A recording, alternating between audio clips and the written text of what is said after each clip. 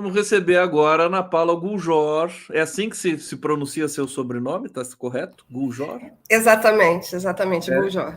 É. Deixa eu apresentar para vocês aqui a Ana Paula. Ela é psiquiatra, mestre e doutora em saúde pública pela Escola Nacional de Saúde Pública Sérgio Arouca, da Fundação Oswaldo Cruz, presidente da Associação Brasileira de Saúde Mental, a Abrasme, e coordenadora do Laboratório de Estudos e Pesquisas em Saúde Mental e Atenção Psicossocial, LAPS, da Escola Nacional de Saúde Pública Sérgio Arouca Fiocruz, e muitas outras atribuições que eu vou colocar aqui no rodapé, na legenda, para vocês acompanharem aqui e saberem direitinho da nossa convidada de honra. Agradeço muito sua presença aqui, querida Ana Paula. Vamos falar, dentre outras coisas, desse momento importante, que é o 6º Fórum de Direitos Humanos e Saúde Mental, que vai ser realizado no dia 7 de setembro, justamente nessa data festiva brasileira, que a gente estava comentando aqui com o Florestan. Eu queria primeiro te saudar e pedir para você falar um pouquinho, né, um preâmbulo desse fórum, para a gente depois desdobrando os temas. Seja bem-vinda, querida Ana Paula Guljor. Muito obrigado, Gustavo. Um prazer estar aqui com vocês. Boa tarde a todos, todas e todes. Então, a gente não é à toa que é nesse feriado do 7 de setembro, como bem estava falando o Florestan, nós precisamos resgatar as nossas formas, né, de luta pela democracia, pela participação popular. Eu acho que esse momento de resgate, realmente, né, um resgate da democracia que ficou tão ameaçada nos últimos 4 anos, principalmente, é um momento ímpar para que nós possamos celebrar o momento e também reunir forças, experiências, discussões. O 6º Fórum de Direitos Humanos e Saúde Mental é uma organização da Associação Brasileira de Saúde Mental, é um dos seus eventos principais. A gente faz nos anos pares os congressos da Abrasme e nos anos ímpares os fóruns. E o fórum ele tem como característica alinhavar, né, ou transversalizar todas as questões, né, as agendas que pautam a questão da saúde mental como um todo, né? Então, a gente fala de uma perspectiva da reforma psiquiátrica, esse é o nosso lugar de fala, como a Associação Brasileira de Saúde Mental se constitui em 2007, e na ideia desse cuidado em liberdade, que é para além de pensar os serviços, os espaços de cuidado que são fundamentais, né, como os CAPs, como as residências terapêuticas e os diversos componentes das redes de atenção psicossocial, a gente entende que essa agenda, ela transversaliza uma agenda macro, também com as questões pautadas nas questões identitárias, nas questões econômicas, na discussão voltada a gente poder estar refletindo, né, sobre os processos democráticos, já que nós entendemos que a reforma psiquiátrica ela apenas pode se dar nos marcos dos direitos humanos e da democracia. Então, esse fórum ele é um fórum da discussão política, de pensar essas agendas, como as discussões de políticas públicas. Então, a gente tem presenças muito importantes do cenário nacional, não apenas do campo específico da saúde mental, mas todas essas conversas que entremeiam, né, a construção e a luta por uma sociedade sem manicômios e por um cuidado à liberdade. O Brasil é referência na luta antimanicomial, né, no mundo todo. A gente sabe que o Brasil sofreu recuos, né, nesse campo, com a tribulação política que a gente passou, retrocessos, né? Eu queria que você falasse um pouquinho para a gente como é que está essa questão da reforma psiquiátrica no Brasil, em que pé que está, se ela foi interrompida. A gente sabe que a comunidade de saúde mental é muito combativa politicamente no Brasil, e o que, por exemplo, o fórum vai trazer com relação a isso? Quer dizer, vocês vão perpassar os retrocessos que o Brasil teve nessa área também? Também, Gustavo, a gente precisa ter uma análise do contexto, da conjuntura, né, para poder reverberar esse lugar que estamos atualmente, mas, ao mesmo tempo, a ideia é que seja um espaço propositivo de construção de políticas e de formas de fazer política. Nós, como referências, né, o Brasil como referência no cuidado em saúde mental e liberdade, a partir de avaliações da Organização Mundial de Saúde, da própria ONU, nós crescemos muito numa busca de um cuidado comunitário e em detrimento daquela lógica hospitalocêntrica que regia até os 80 o nosso cuidado em saúde mental. No entanto, nesses últimos anos, o que nós observamos foi uma tentativa que, para além do campo da saúde mental, a gente fala de uma contra-reforma, não só de um retrocesso, porque era a tentativa de afirmar um outro modelo de Estado.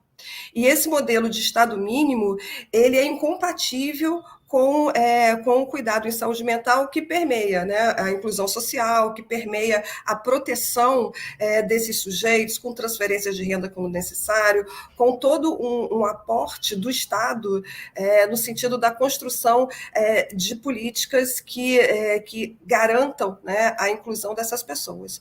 Então, nesse processo dos últimos anos, nós tivemos a desidratação das políticas sociais, nós tivemos as violações do cuidado, né, no sentido do desinvestimento público generalizado e um investimento em lugares que retomam a lógica hospitalocêntrica, como as comunidades terapêuticas.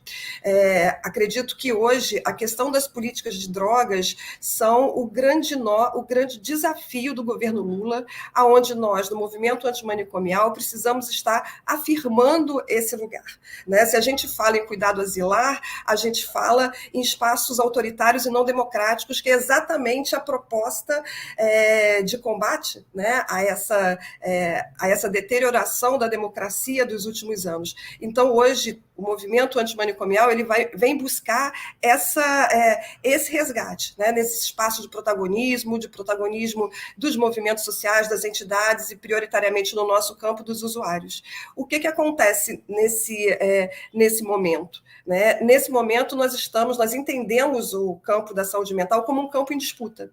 Né? Nós temos um governo de coalizão, onde esse governo temos uma parte que representa pessoas, que representa um campo ainda ligado ao conservadorismo, né? E aí a gente vê os editais recentes, o Departamento de Comunidades Terapêuticas, que agora mudou de nome, mas continua abrindo vagas para essas comunidades, ou seja, o investimento público em dispositivos que caminham na contramão daquilo que nós vínhamos construindo e daquilo que é preconizado como um cuidado de qualidade e liberdade.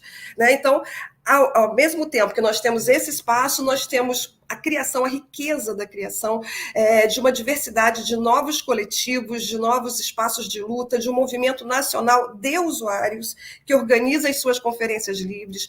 Nós estamos tendo garantida a 5ª Conferência de Saúde Mental pelo governo, e os avanços que vêm sendo apontados pelo departamento também recém-criado, Departamento de Saúde Mental, que é um upgrade daquilo que era uma coordenação, né, que é uma estrutura mais enxuta dentro do Ministério. Então, esse é um campo em disputa. Hoje, a gente está nesse lugar de disputa nos conselhos, a Abrasme e outros movimentos, né, nessa luta mais ampla. Mas essa questão que eu apontei no início, que é a discussão da política sobre drogas, não apenas dos dispositivos de cuidado. Acredito que esse vai ser a grande disputa, pelo menos nesse início de governo Lula. Olha que fantástico, me lembrei aqui da Nízia Trindade, né, que deve estar integrada com esse processo todo que você descreveu aqui, e também o fato de que é um processo em disputa, mas que os setores democráticos estavam perdendo, né? Há pouco tempo atrás. Agora já estamos ganhando? Como é que está essa situação? E eu queria que você falasse também um pouquinho para a gente sobre as comunidades terapêuticas. Eu recebi, não faz muito tempo, Paulo Amarante, que vai estar junto de vocês ali no 6º Fórum. Vou recebê-lo de novo hoje, mais tarde, para um outro papo. ele tinha me falado muito desse problema das comunidades terapêuticas, né? Como é que está isso hoje? Que elas proliferaram muito, acho que a partir do golpe, a partir do governo Temer, do usurpador Temer, e depois com o desleixo, né, habitual do governo Bolsonaro. Eu queria um balanço teu sobre essa dimensão. Então,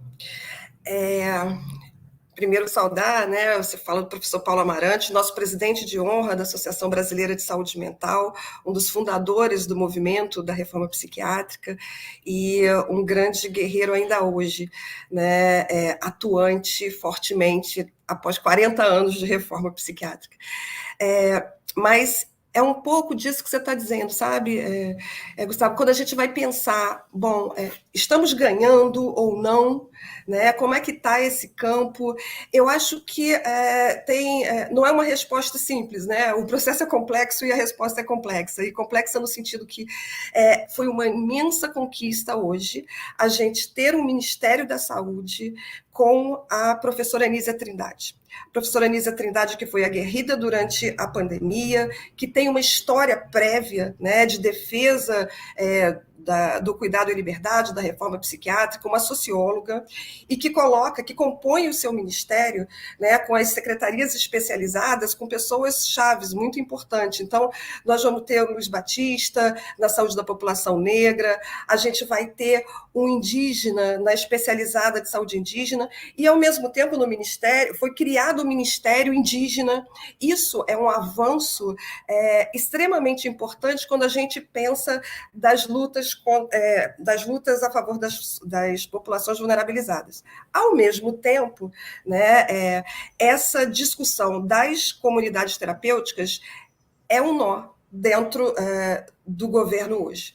Nós temos, se por um lado, um investimento, né, uma proposta de investimento nas redes de atenção psicossocial defendida pelo Ministério da Saúde, esse mesmo ministério ainda não conseguiu trazer para si a discussão da política sobre drogas no sentido do cuidado como um todo. Né? Vira um Frankenstein quando se pensa, bom, a gente vai pensar o cuidado é saúde, existem estruturas que são uma estrutura meio amorfa, que estão lá cadastradas como lugares de promoção, de proteção, mas ao mesmo tempo, e aí eu não estou falando só das violações que a gente recebe como denúncias, estou falando como a estrutura, como a lógica de cuidado. Né? Para além das violações, existe uma lógica, não é só cuidar, humanizar para ficar bonita. Né? Então, nós temos estruturas que estão fora do Ministério da Saúde, que recebe um financiamento de outro local, cujo o Conselho Nacional de Assistência Social não reconhece como dispositivo da assistência, como o Conselho dos Direitos Humanos questiona, o Conselho Nacional de Saúde questiona essas estruturas enquanto financiamento público, é disso que a gente está falando.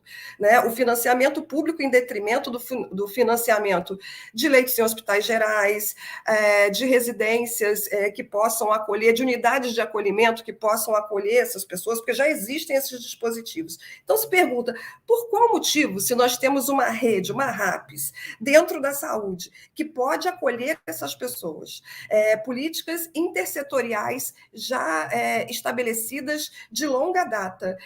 Por que investir nesses lugares que têm uma função muito curiosa, se a gente pensar quem são os grandes apoiadores no âmbito nacional dessas estruturas? Né? A gente vai ver os deputados, né? A gente vai ver determinados atores do governo federal que também estão apoiando. Isso nos deixa... eu acho que a gente tem que questionar, né? Assim, qual é a posição desse governo em relação ao cuidado em liberdade? E aí a gente está falando também dessas comunidades terapêuticas enquanto um dispositivo de asilamento, um dispositivo que já se questiona em relação às violações de direitos, um dispositivo que não tem instrumento de fiscalização, que não tem uma regulamentação, que uma grande parte não tem sequer profissionais de saúde que são exigidos estarem ali presentes, entende? Então, nesse lugar, a gente perde enquanto setores democráticos. Porque existe uma demanda, né, das populações por esse formato de asilamento, como você falou, de isolamento, pelos interiores do Brasil, enfim, pelas grandes centros também. Como é que... Deixa eu entrar um pouco no campo da educação, se você me permitir. Matérias recentes na TV sobre alunos autistas ou com outras questões de saúde mental que não têm direito de ficar na mesma sala que alunos de uma sala, aspas, normal, de ensino médio, de ensino fundamental. Esse tema também perpassa a reflexão de vocês, o direito por exemplo, dos alunos autistas de terem... porque parece que a legislação em São Paulo, por exemplo, exige que tenha uma profissional para lidar com os alunos durante as aulas, mas que a Secretaria de Educação de São Paulo nunca disponibilizou isso, e aí as professoras e as coordenadoras e diretoras são obrigadas a recusar alunos autistas e de outras ordens nas salas de aula. Como é que vocês enquadram essa discussão? Então, quando a gente pensa na desconstrução de estigmas, a gente pensa na reforma psiquiátrica, quando a gente fala do cuidado e liberdade, não é apenas não internar. Essas pessoas terem direito à cidade.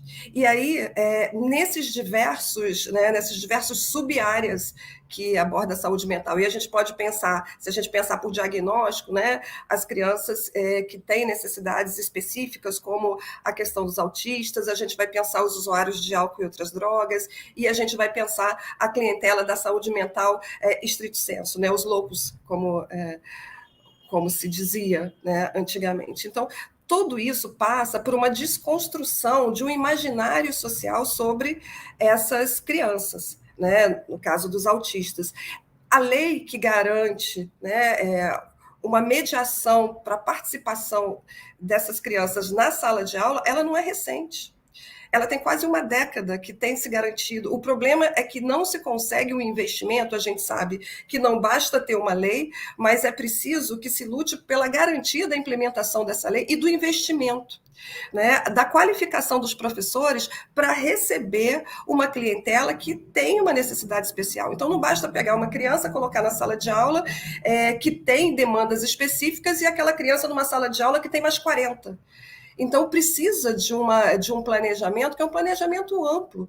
Mas as crianças autistas e as crianças com outras necessidades específicas, né, singulares, digamos assim, elas precisam ter garantido, e isso através da qualificação e de investimento, muitas vezes, em pessoas que são mediadoras. Então, esse lugar, esse medo que permeia a sociedade, esse também é uma das dimensões de atuação dos militantes antimanicomiais. Para você ter uma ideia, Gustavo, aqui eu sou de Niterói. Aqui em Niterói tem um vereador que chegou a colocar, que está lá com um projeto de lei que não quer que se construa um CAPES próximo a uma escola, um CAPES que ficava a 50 metros, essa escola, né, esse CAPES ficava a 50, vai ficar um pouco mais próximo, 100 metros, uma coisa assim, vai ficar um pouco mais próximo. E agora ele está justificando que para garantir a segurança das crianças, esse CAPES não pode ser construído ao lado da escola. Como um vereador que tem um mandato de garantia dos direitos consegue, num projeto de lei, violar tantos direitos humanos? Isso é um total absurdo. E agora a gente, como a Brasme, vai solicitar um posicionamento do presidente da Câmara, porque essa é uma postura da Prefeitura de fazer a construção de um novo CAPES melhor, com mais qualidade para essas pessoas, e ao mesmo tempo vem um vereador que é eleito para defender o povo, para exatamente violar o direito deles, dizendo, olha só, esse CAPES não pode funcionar. Então, essas discussões é um cotidiano, se a gente volta para as escolas, isso não é de hoje. A minha formação inicial é infância e adolescência.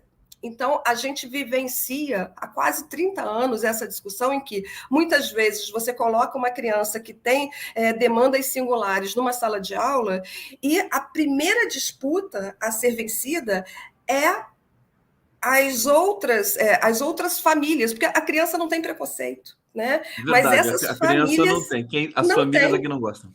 Aí a gente tem que discutir que essa pessoa é uma pessoa como a criança que ela possui em casa e que tem necessidades específicas e ponto. Mas isso é um cotidiano que fala que a nossa luta ela é para além de uma luta pelos serviços, é a disputa do imaginário dessa sociedade, a desconstrução de estigmas, que piorou muito, né, Gustavo, nos últimos 4 anos, com as fake news, com histórias de entidades, inclusive, importante, infelizmente, o meu conselho é parte, né, que sai por aí com a Associação de Psiquiatria dizendo para as pessoas assim os maiores absurdos, preconceituosos, violadores de Não, direitos. esse Então, episódio piorou que você bastante. contou de Niterói, do vereador de Niterói, é puro preconceito. Eles têm Sim, pânico, né? Dessas da CAPS, né? Esses o CAPS, centros. né? Então, como é que é a sigla mesmo? Centro de Apoio De atenção psicossocial, Atenção CAPS, CAPS. Psicossocial. Vamos falar, eu quero falar também da questão da medicalização com você, da questão da religião. Antes eu vou para o bate-papo aqui, porque estamos ao vivo, vocês podem participar, perguntar para Ana Paula Gujor e comentar como a Elisângela está fazendo aqui. Igrejas passam a mão no dinheiro suado do povo e montam centros de tortura psicológica e física para usuários de drogas, com pretexto de tirar o capeta do corpo. Quer dizer, isso aqui tá até um pouco assim informal aqui essa mensagem, mas ela é muito séria, né? Essa questão também da rotulagem que se faz. Ralph de Souza Filho apoia a criminalização os traficantes e os industriais farmacêuticos de antanho. Dagna Costa, sem estrutura, equipe multidisciplinar, trabalho não remunerado e ainda as famílias têm que pagar um salário, né, nos centros, como é que se diz, de comunidades terapêuticas, né? Ricardo Patini, isso é uma máfia. As comunidades terapêuticas privadas é tudo dreno de dinheiro para bandidos travestidos de pseudoprofissionais e com estética religiosa. Tudo bandido, o interior de São Paulo é cheio. Ilana Damasceno, cara ministra da Saúde, Nízia, tira o nosso dinheiro público dessas falsas comunidades terapêuticas religiosas já. Acho que o Ministério da Fazenda, do Ministério da Saúde não Não, coloca dinheiro. São as prefeituras, né? As prefeituras que colocam, né? Pode não. falar. A prefeitura, algumas prefeituras fazem convênios, mas existe um financiamento específico através do Ministério do Desenvolvimento Social. E se vocês forem olhar na internet, bota lá os últimos editais e as últimas políticas do Ministério do Desenvolvimento Social que tem feito como principal estratégia. Essa é a ação de acolhimento dessas. Mudou o nome do Departamento de Comunidade Terapêutica para Casas de Acolhimento, mas que são as comunidades terapêuticas. Então, essa é uma Herdaram das isso principais. do Bolsonaro. Herdaram isso, levaram, né? Levaram. Comunidades terapêuticas foi agora. Foi antes do Departamento de Saúde Mental criar o Departamento de Comunidade Terapêutica, no MDS. Né, no Ministério do Desenvolvimento Social. O que acontece? Desde o governo Bolsonaro, existia um convênio específico para comunidades terapêuticas dentro do Ministério da Justiça, da Senad. Então, a Senad tinha um quantitativo de comunidades terapêuticas credenciadas que ela financiava. Já lá, desde os 2015, 2014, já existia essa parceria. E, em paralelo com isso, os estados e alguns municípios faziam esses convênios com seu financiamento próprio. Durante o governo Bolsonaro, esse valor que era destinado, que é um valor bastante significativo, ele sai do Ministério da Justiça e acompanha essa secretaria que cuidava, na época, das comunidades terapêuticas, que foi para aquele grupo lá do Osmar Terra, do Desenvolvimento Social. Esse dinheiro ficou lá. Né? E continua ali. Ele não veio para o Ministério da Saúde, então o Agora financiamento. desculpa te interromper, mas Pode sob o falar. comando do Wellington Dias. Agora. Exatamente, exatamente. E tem um diretor, que é o Sami, né? Que é o diretor desse departamento, que já trabalhou no Piauí com o Wellington Dias, exatamente nesses gerenciamentos. Né? Estava sob a responsabilidade deles as comunidades terapêuticas. Então você está fazendo eu creio que seja uma denúncia muito grave que existe dentro desse próprio governo democrático, de todos nós que somos adeptos da prática democrática, que está financiando a proliferação dessas comunidades terapêuticas que é um equívoco gigantesco do ponto de vista teórico, metodológico e tudo mais, e inclusive social. É isso que você está me dizendo. É isso que está em disputa dentro do governo. Como é Exatamente. que e vocês já começaram esse debate? Nízia Trindade, você tem conversado? É possível conversar com os setores ali desse ministério, do ministério do Wellington Dias? É uma situação que está causando, digamos, tensão, né, digamos, dentro do governo? Bom, a quantas anda o tensionamento no governo, eu não tenho esse acesso. O que eu posso lhe dizer é que nós temos, né, uma história da Nízia Trindade nessa defesa, o Elvésio, enquanto dizendo claramente, falou para nós na Conferência Nacional de Saúde da necessidade, da intenção de investimento nas unidades de acolhimento, porque só fazendo um parênteses, nós sabemos que é necessário para se colocar é necessário se colocar estruturas potentes nesses lugares, de cuidado de álcool e outras drogas. Então, não basta a gente dizer não e o que vem, né? Tem-se CAPS 3AD, tem-se hospitais gerais, unidades de acolhimento previstas, mas ainda em número reduzido. Então, o investimento precisa ser forte do Ministério da Saúde nessas estruturas da rede de atenção psicossocial, para que esse fechamento, essa recusa, não seja desassistência. O problema é que, nos últimos anos, o que acontece é que, se você for comparar o financiamento para as comunidades terapêuticas com o financiamento para as RAPs, é surreal, né? É um terço. Né? Se a gente pensar o investimento para RAPs AD especificamente, então a gente precisa cuidar desse espaço de cuidado das RAPs. Ao mesmo tempo, o Ministério do Desenvolvimento Social, ele tem uma participação importante, né, no governo Lula, né, no sentido que ele reúne políticas sociais fundamentais, promessas de campanha do presidente Lula.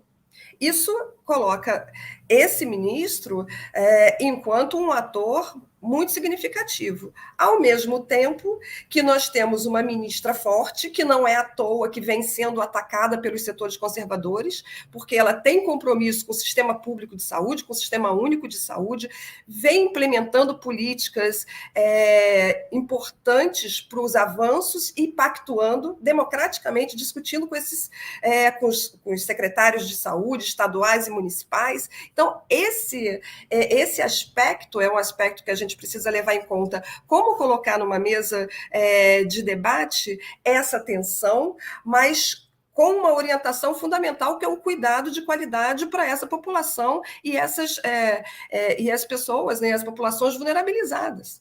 Né? Não basta a gente colocar para debaixo do tapete, como historicamente isso vem acontecendo, né, com os hospitais psiquiátricos. A gente só muda, né? A gente só muda a estrutura. Antes era o hospital psiquiátrico, agora são as comunidades terapêuticas.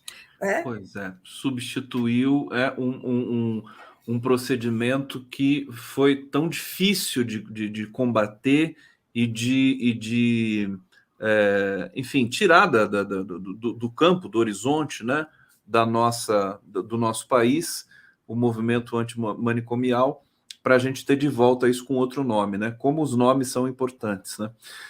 Ana Paula, eu queria que você falasse, acho que está muito bem estabelecido esse debate aqui, e creio que durante o fórum isso também vai ser muito discutido, né? Todas essas questões que você está trazendo aqui. Eu queria que você falasse um pouco para a gente, já que você disse que a questão das drogas é um dos pilares aí da ação de toda essa comunidade que você representa aqui hoje, falasse da importância da descriminalização da maconha no STF, foi votado recentemente, acho que vai ser retomado em breve, para a sociedade brasileira e para as pessoas, os dependentes, enfim, e também para a questão da violência policial nas periferias do país. Então, eu acho que essa é uma desses pilares, né, fundamentais da nossa luta hoje. Nós temos uma política fracassada de guerra às drogas, que, na verdade, isso não é um clichê, né? É uma política de extermínio das populações vulnerabilizadas. Então, a gente tem um extermínio da população pobre, da população negra, a partir de uma justificativa de combate de uma sociedade sem drogas, né? Sendo que, historicamente, a humanidade se utiliza das drogas por diversas causas, e uma parcela dessa população vai precisar de cuidado, né? A gente entende que o tráfico ele precisa ser punido, as pessoas precisam realmente sofrer as sanções da lei, mas aqueles que são usuários das substâncias, eles acabam sendo penalizados, e são quem prioritariamente são penalizados, e a penalização dessas situações ela acaba reverberando em toda aquela família, em toda aquela comunidade. Então, quando você observa, né, um crescente aumento, né, do encarceramento, quem está indo encarcerado? O encarceramento de mulheres pretas, em sua maioria, ele aumentou mais de 400%.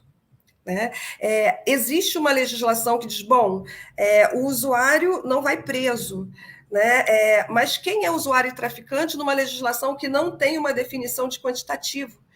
Então, se você está lá, né, o que a gente observa com um quantitativo, digamos, meio quilo ali, na Zona Sul, e é branco, você vai para a festa para se divertir com os amigos.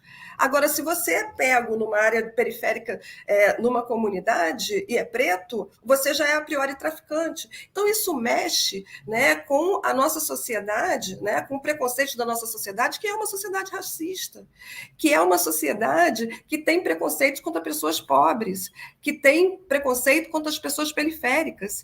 E isso diz respeito diretamente a nós na saúde mental, não apenas na questão do cuidado para aqueles que fazem o uso abusivo, mas também no que diz respeito ao sofrimento que impetra em toda uma comunidade, né? Em todas essas comunidades periféricas. Agora mesmo, né, a gente está discutindo, nós, a Brasme, com o SEBS e diversos coletivos, inclusive a Fiocruz, de organizar uma conferência nacional livre de saúde mental dos territórios periféricos.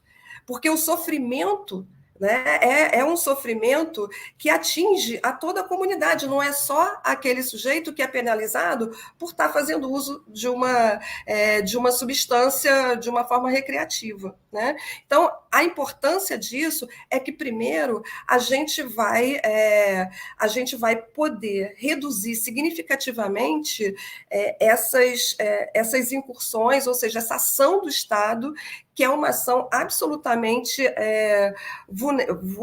violadora de direitos dessas comunidades, em busca, né, dos traficantes, etc. O combate precisa ser feito, o combate ao tráfico, né, mas ao tráfico e não às pessoas. E o que nós vemos hoje é um combate, né, é o extermínio dessas pessoas pretas, periféricas, pobres, né, isso generalizado pelo país, e principalmente nesses grandes centros, né? E sem contar que a violência no Brasil aumentou consideravelmente também em função de uma política de armas que foi totalmente equivocada, né, feita pelo governo anterior, que foi agora minimizada um pouco por esse governo, pelo Flávio Dino, ministro da Justiça, mas que deixa uma cicatriz muito grande também na sociedade, porque os traficantes ficam super armados também nesse processo, e quem sofre mais são as comunidades que estão ali, haja vista a chacina que nós testemunhamos aqui no litoral de São Paulo, e a violência também da PM baiana nesse momento, que tem assustado o Brasil inteiro. Ana Paula Gujor, eu queria que você falasse um pouco sobre religião, sobre igrejas, né, que mesclam aí, né, um ciclo transversal de influências e de preconceitos no meio de usuários, né, entre usuários e dependentes químicos, também no campo da saúde mental propriamente. Como é que está a discussão sobre essas zonas de influência no Brasil hoje?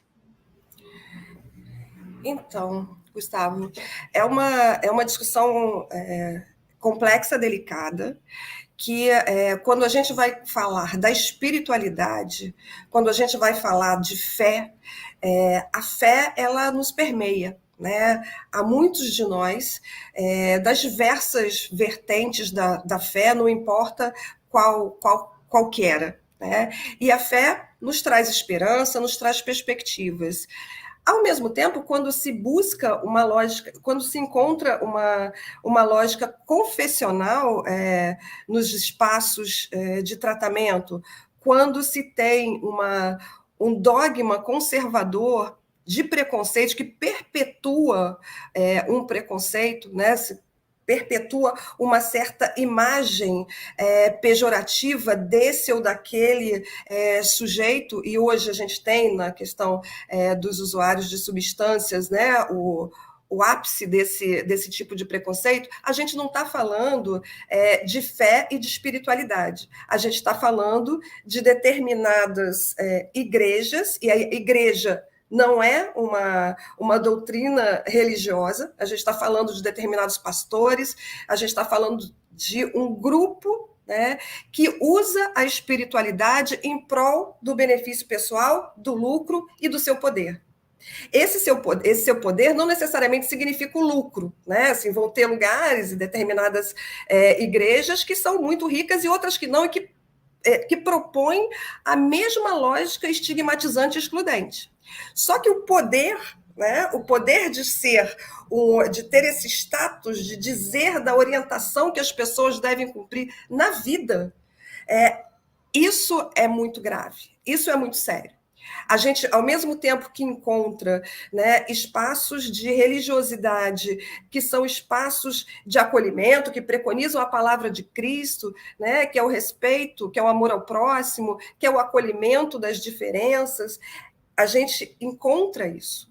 A gente vai ter espaços de espiritualidade que são fundamentais em comunidades periféricas, que são fundamentais em espaços outros da cidade. Só que o que acaba acessando, né, uma grande maioria da população pelo próprio poder e poder econômico, são essas ideias de que, bom, esse sujeito ele é do diabo, né? Tem que fazer o exorcismo desse ou daquele sujeito porque ele não é de Deus. Isso não traz a palavra de Cristo, isso não professa a fé de Cristo, né? Ao contrário. Né? Ao contrário. Então, eu acho que essa discussão da religiosidade não passa por uma negação da espiritualidade das pessoas, seja ela qual religião ela professe. O que é daninho, o que é violador de direitos e se afasta de uma palavra, de se preconizar uma fé acolhedora, é exatamente essa ideia de que você tem personagens que pertencem ao mal. Né? Personagens que não pode ser por usar drogas significa uma representação do mal. Então, isso acaba, quando a gente olha mais de perto, a gente vê que essas afirmativas têm por trás todo o interesse de lucro e nessa ou naquela forma de garantia, né, da sua perpetuação, seja quando a gente fala das comunidades terapêuticas, né? Seja quando a gente fala, bom, você está com o diabo, então deixa aqui o seu dinheirinho, né? Deixa aqui o seu salário para que você possa ser salvo, para que você compre seu lugar no céu. Isso para mim não é fé. Isso para mim não é Cristo. Né? Pois é, eu estou tão envolvido aqui com a sua fala e o pessoal no bate-papo aqui tá agradecendo tanto, porque você está dizendo coisas assim fundamentais para a gente poder diferenciar com qualidade essas questões que são delicadas, como você falou, de religião, de igreja, de dependente, de famílias, né? Para que a gente possa avançar um pouquinho nesse debate, né? Por isso que eu acho que vai ser muito importante esse fórum, minha querida Ana Paula Gurgel, eu queria que você convidasse as pessoas. Eu vou colocar o cartaz aqui do 6º Fórum de Direitos Humanos e Saúde Mental da Abrasme, tá? O cartaz está muito bonito. Deixa eu colocar aqui, vou pedir para você fazer esse convite, e dizer se todo mundo pode participar. Olha só o cartaz aqui. Eu achei tão bonitinho aqui esses balões vazios, porque tudo está por ser dito. É isso, minha querida Ana Paula. Fala para gente. Exato, essa é uma concepção de Paulo Amarante, que além dessa formulação intelectual também é um grande concebe esses processos artísticos de uma forma ímpar. Eu queria convidar todo mundo, né? Todos podem participar. Esse congresso é um congresso de debates, ou seja, não tem um pressuposto de qualificação formal ou qualificação profissional. É um debate que a gente busca discutir o protagonismo da sociedade na construção de políticas públicas, na reconstrução da democracia.